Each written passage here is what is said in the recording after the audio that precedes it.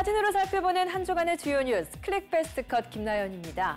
필리핀 동쪽 해상에서 발생한 태풍 뿌라삐룬으로 가슴 졸였던 한 주였습니다. 다행히 한반도는 잘 비껴갔는데요. 신속한 복구 작업이 이뤄질 수 있도록 기대해보겠습니다.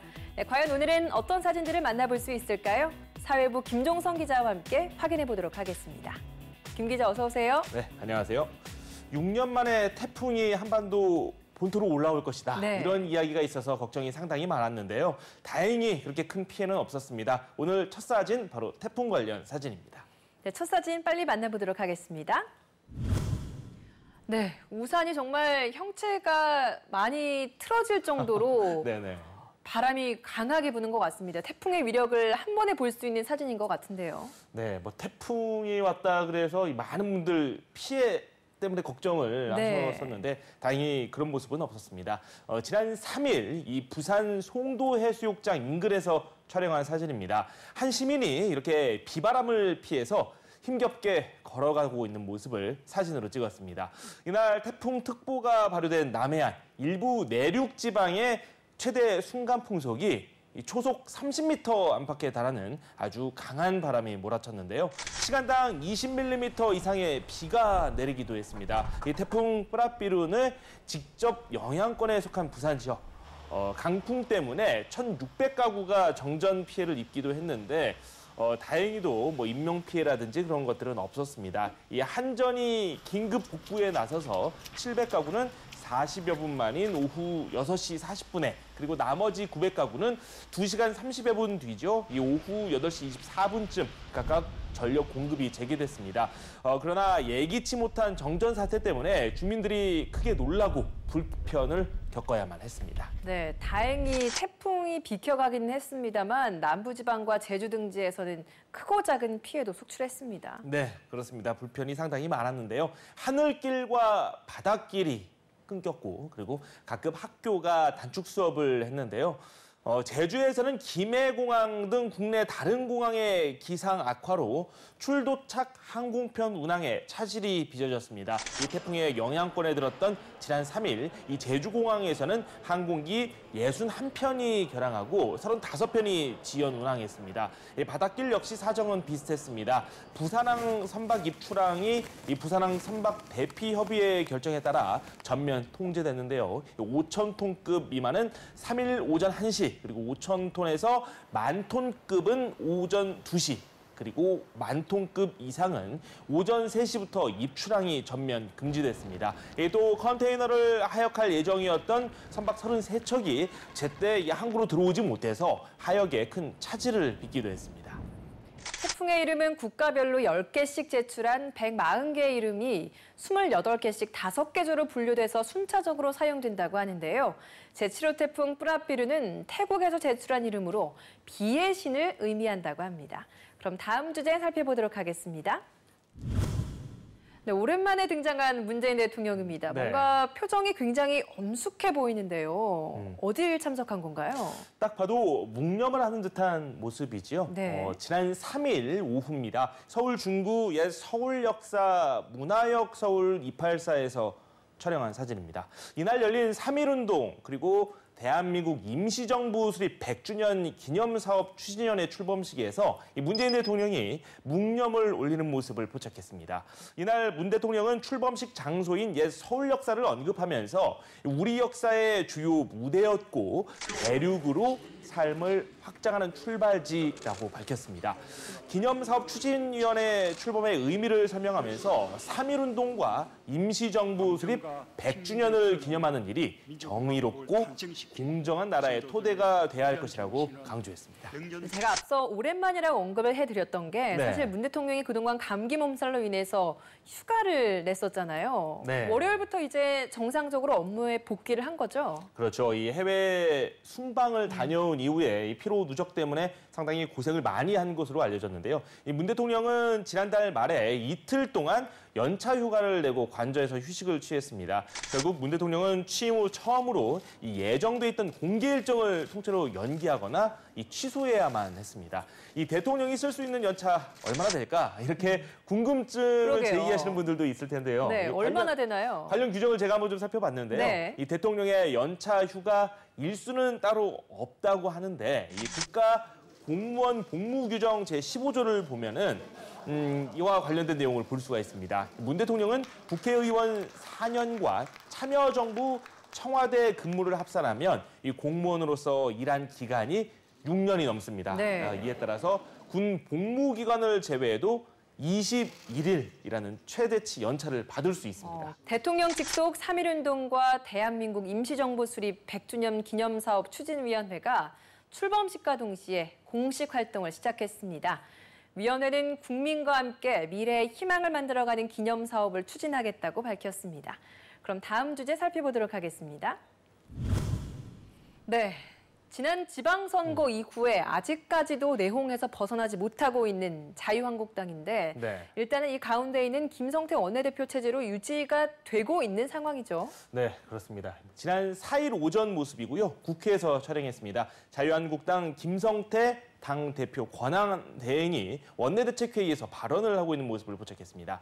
자유한국당 등 보수 야권이 6.13 지방선거가 끝난 이후 원구성 협상이 시작되자 개헌 논의에 본격적으로 불을 지피고 나섰는데요. 이날 김 원내대표 겸 대표 권한대행은 개헌 논의를 촉구하면서 군소야당의 관심 사항이죠. 이 선거구제 개편 의지를 다시 강조했습니다. 지난 6월 문재인 대통령 개헌안의 국회 처리가 불발된 이후에 사그라드는 듯했던 헌법 개정 문제가 야권을 중심으로 다시 거론되고 있는 상황입니다.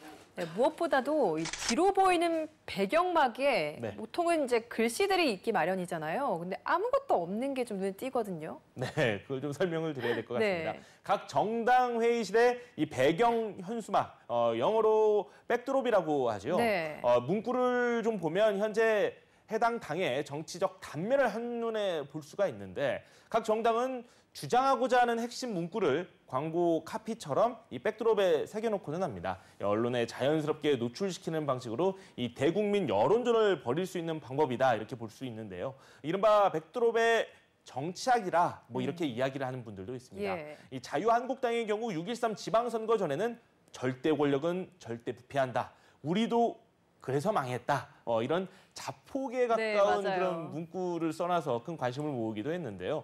이 지방선거 참패 이후에는 저희가 잘못했습니다라는 그런 문구를 내걸기도 했는데 보시는 바와 같이 현재 배경이 되는 현수막에는 아무 글귀도 없습니다. 이게 또 화제가 되기도 했는데 결국에는 난파선 상태인 자유한국당이 백지 상태에서 다시 한번 시작해보겠다 이런 의미를 담고 있다는 분석이 주를 이루고 있습니다. 그런데 일각에서는 한국당이 보여주기식 정치에만 신경 쓴다 이런 비판까지 나오고 있는 상황이죠. 네, 백드롭은 그 정당이 전하고자 하는 핵심 메시지라고 할 수 있는데요. 당의 얼굴이나 마찬가지이기 때문에 홍보국에서는 어떤 메시지를 담을지 늘 고심을 거듭한다고 합니다. 그럼 다음 주제 살펴보도록 하겠습니다. 네, 굉장히 많은 취재진에 둘러싸여 있는데 위에 보니까 법정 출입구라고 하는 걸 보니 법원인 것 같고요. 네.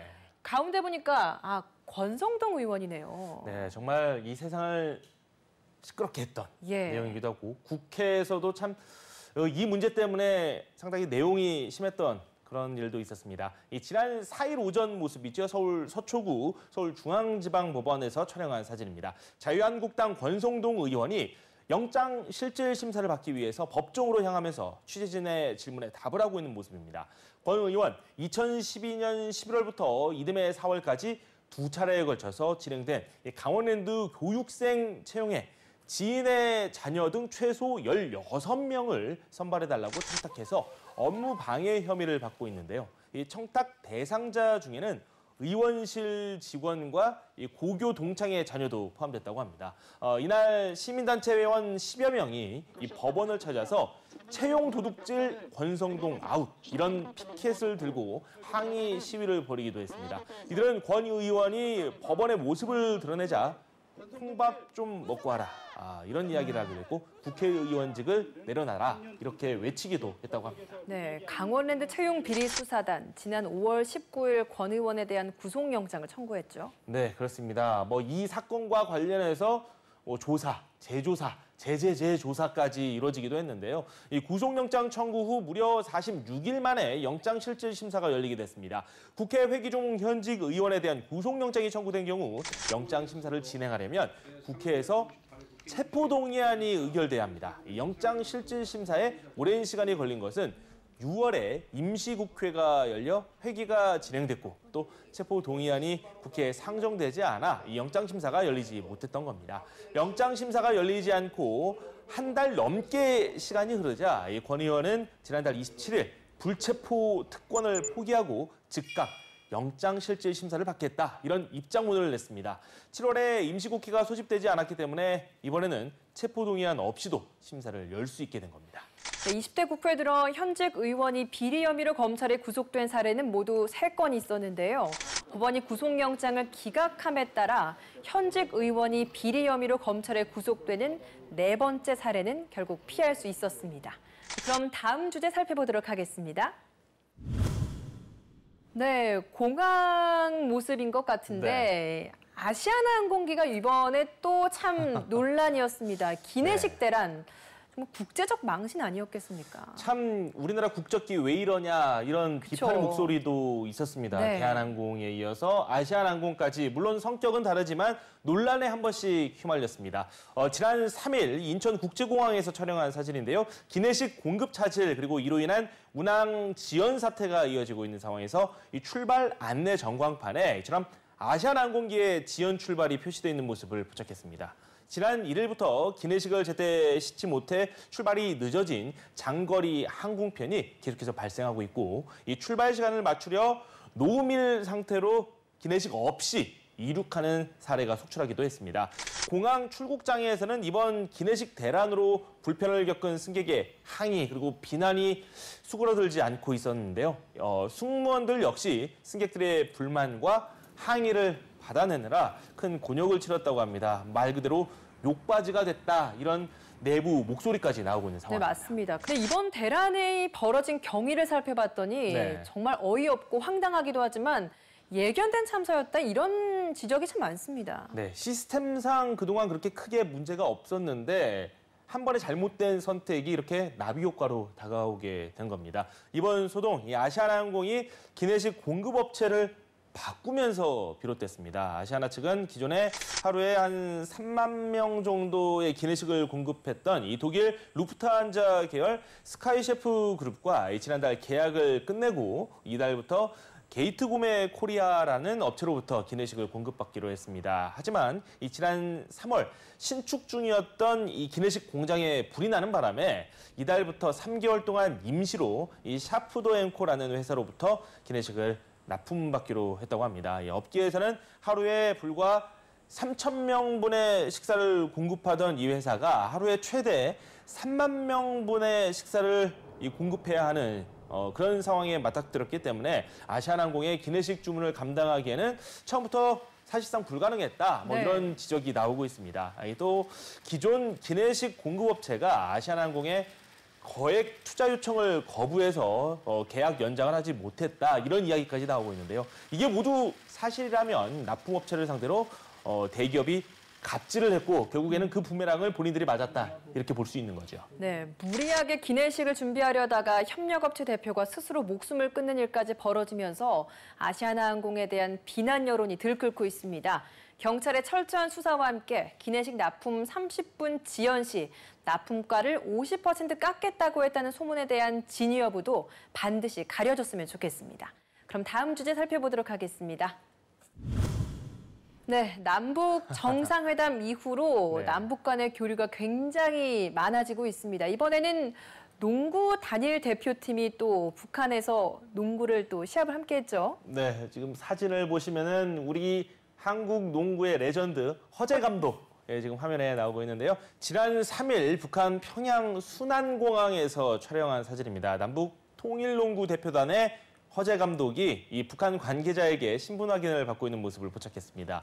허 감독은 15년 전이죠. 2003년에 평양 류경 정주영 체육관에서 열린 마지막 통일 농구에 선수로 참가를 했었는데 이번에는 국가대표팀을 이끄는 감독으로 다시 북측 땅을 밟게 됐습니다. 정말 감회가 새로울 것 같습니다. 네, 그렇습니다. 선수로 찾았던 평양을 감독으로 다시 방문한 허 감독. 선수 때보다 더 설렌다 이런 이야기를 하기도 했는데요. 그만큼 15년 전과 지금 상황은 많이 달라졌지만 북한에 대한 그런 생각, 본인도 굉장히 신비롭고 언젠가 한번 다시 가보고 싶었던 곳이다라는 뜻을 우회적으로 표현한 거다 이렇게 말씀드릴 수 있겠죠. 네, 우리 군 소송기의 북한 지역 방문 분단 이후 이번이 처음이라고 하죠. 네, 북측에서도 굉장히 당황해했다고 합니다. 남측에서 비행기가 온다 그랬는데 공군기가 왔다고 하니까 예상을 전혀 못했다라고 하는데요. 이 대한민국 공군이라는 글자 그리고 태극마크가 선명하게 새겨진 공군 수송기, 남북 통일농구에 참가하는 우리 선수단과 정부 대표단 등 101명을 태우고 3일 오전 10시 3분에 성남 서울공항을 출발해 70분간 서해 직항로를 날아 평양에 착륙했습니다. 평양 순안공항에 우리 방북단을 마중 나온 북측 인사들도 수송기를 타고 와서 깜짝 놀랐다. 네. 왜 이 공군 수송기를 타고 왔냐 이런 질문을 했다고 합니다. 그리고 수송기는 원래 짐을 싣는 건데 왜 사람이 타고 왔냐라는 식으로 놀랍다는 반응을 보였다고 하고요. 이 군 수송기를 이용한 방북이 이 4.27 남북 정상회담 이후 빠른 속도로 달라지는 이 남북 관계를 보여주는 대표적인 사례로 꼽히고 있습니다. 네, 방북단을 평양으로 내려준 직후에 남측으로 귀환한 군 수송기 2대는 어제 다시 평양으로 날아가서 방북단을 싣고 무사히 귀환했습니다. 네, 그럼 오늘 마지막 주제 살펴보도록 하겠습니다. 네, 태국에서 또 최근에 또 안타까운 사고가 있었죠. 네. 무사 귀환을 염원하면서 부모님들이 기도를 드리고 있는 모습인 것 같네요. 네, 이게 좀 안타깝기도 하고 어떻게 이런 일이 일어날 수 있느냐 이렇게 생각하시는 분들도 있습니다. 지난달 27일 태국 치앙라이 지역에서 촬영한 사진인데요. 유소년 축구 선수들이 실종이 됐는데 이 선수들의 가족들이 무사 생환을 기원하면서 기도를 올리는 모습입니다. 인근 지역 축구 클럽의 16세 이하 유소년 팀 선수 12명 그리고 25살의 남자 코치 이렇게 해서 총 13명이 지난달 23일 훈련을 마치고 관광차 이 동굴에 들어갔는데 네. 거기서 소식이 끊긴 겁니다. 네. 이 동굴 앞에서는 이들이 타고 온 것으로 추정되는 자전거 그리고 가방, 축구화 이런 것들이 발견됐다고 하는데요. 이 구조 현장에서 신라 같은 희망을 놓지 않은 가족들이 실종자들의 생환을 애타게 기다리는 모습을 이렇게 포착했습니다. 네, 계속되는 비로 동굴 내 수로에 물이 불어나면서 태국 정부의 수색 작업이 또 일시 중단되기도 하면서 더 긴장이 고조되기도 했습니다. 네, 그렇습니다. 이 계속된 비 때문에 동굴 내 수로에 물이 점차 불어나면서 추색 작업이 일시 중단된 건데요. 시간당 15cm 속도로 수위가 높아지면서 동굴 안쪽에 물을 퍼내기 위해 설치했던 배수 펌프까지 물에 잠기는 바람에 이 가동을 멈추기도 했다고 합니다. 이 태국 정부는 실종 이틀째인 지난달 24일부터 해군 잠수대원 그리고 경찰, 군인, 국경수비대 1000여 명의 병력과 탐지견까지 투입해서 본격적인 수색을 시작했는데요. 국제적인 명성의 이 구조 전문가들이 현장에 속속 집결해 수색 작업에 힘을 보태기도 했습니다. 네, 이렇게 참 어려움도 있었고 굉장히 많은 인력이 투입되는데 결국은 또 정말 다행히 해피엔딩이었습니다. 그렇습니다. 이 생존이 모두 확인이 된 건데요. 제가 관련 사진 한번 준비해봤습니다. 살펴보시죠. 네, 실종된 학생들이 이렇게 동굴 안에서 기다리고 있는 그 모습이 담긴 사진입니다. 네. 정말 얼마나 어려웠겠습니까? 먹을 것도 없죠. 예, 보이지도 물도 않죠. 없죠. 춥죠. 네. 정말 극한의 공포를 느꼈을 것 같은데요. 지난 2일 태국 북부 치앙라이주 메사이 지구의 탐루엉 동굴 안에서 촬영한 사진입니다. 실종된 지 열흘째 이 유소년 축구팀 선수들과 코치가 이렇게 무사한 상태로 발견됐습니다. 극적으로 생존이 확인된 소년들은 이 비교적 건강한 모습이었는데요. 오랫동안 굶은 탓인지 다소 말라 보였고 목소리에도 힘이 없었다고 합니다. 이들이 머물던 곳에 가장 먼저 도착한 영국 동굴 탐사 전문가를 발견한 한 아이는 울먹이는 목소리로 뭐 감사합니다. 영어로 뭐 땡큐 이렇게 이야기를 예. 했다고 하는데요. 이 동굴 탐사 전문가가 모두 몇 명이 있는지 묻자 아이들은 역시 또렷한 영어로 13명 이렇게 이야기를 했다고 합니다. 동굴에서 실종됐던 소년들 열흘 동안 어떻게 버텼나 했더니 동굴 천장과 종유석에 맺혔던 물방울을 마시면서 버텼다고 합니다. 네, 그만큼 이 생존에 대한 의지가 강했다라고 볼 수 있는데요. 이 소녀들은 조난을 당한 뒤에 움직임을 최소화해서 에너지를 아끼는 한편 이 동굴 천장 그리고 종유석에 맺힌 물을 마시면서 지냈다고 합니다. 현장에 도착한 태국 구조대원들이 가장 먼저 한 일이 아이들에게 고칼로리 음식과 비타민, 우유 이런 것들을 공급하는 일이었다고 하는데요. 영국의 동굴 탐험 전문가 2명의 활약 덕분에 실종자의 생존을 확인하고 해피엔딩으로 마무리할 수 있었습니다. 태국 정부가 기적처럼 생존이 확인된 13명의 유소년 축구팀 선수와 코치를 구조하기 위한 계획을 내놨는데요. 전문가들은 날씨가 구조 시기와 방식을 결정하는 데 가장 큰 변수가 될 것이라는 전망을 내놓고 있습니다.